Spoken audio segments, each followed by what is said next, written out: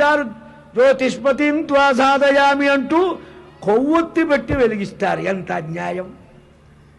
బర్త్డేలని పెట్టి పెద్ద కేకులు నువ్వెన్ని సంవత్సరాలైతే అన్ని కిలోల కేకు పెట్టి దాని మీద వెధవ కొవ్వొత్తి పెట్టి వాటిని వెలిగించి ఉప్పని ఆర్పి ఆ బూడిద తీసి ఒకటి నోట్లో ఓడు పెట్టుకుంటాడు. ఏమిటిది? ఎంత విచిత్రమైన విపరీత వికార అట్టహాసం!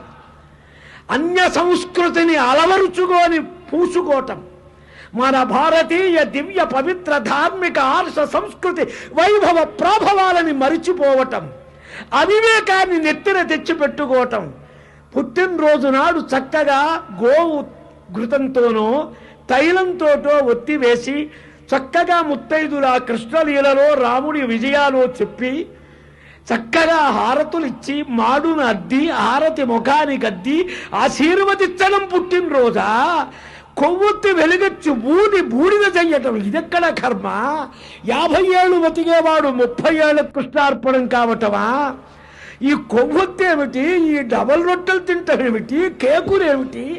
చక్కగా చలివిడి తినరాదా? స్వీటు పెట్టుకోరాదా? గులాబ్ జామ్ పెట్టరాదా?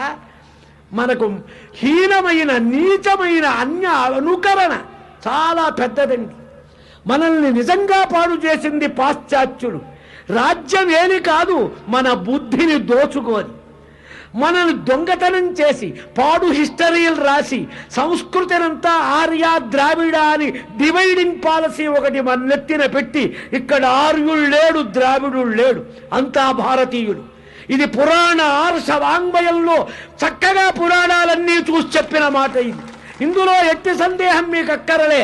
ఆర్యం ద్రావిడ అనేది కల్పన, అభూత కల్పన, మనల్ని పాడు చెయ్యటం బాగా తెలిసిన ఆంగ్లేయులు పెట్టినటువంటి మహత్తర వ్యామోహ పిశాచం అది. కాబట్టి మన సంస్కృతి చాలా గొప్పది. ఎంతో 100 ఏళ్ళు జీవనం ఉండాలి. శతాయుర్భవ శతమానం భవతి శతమనంతం భవతి.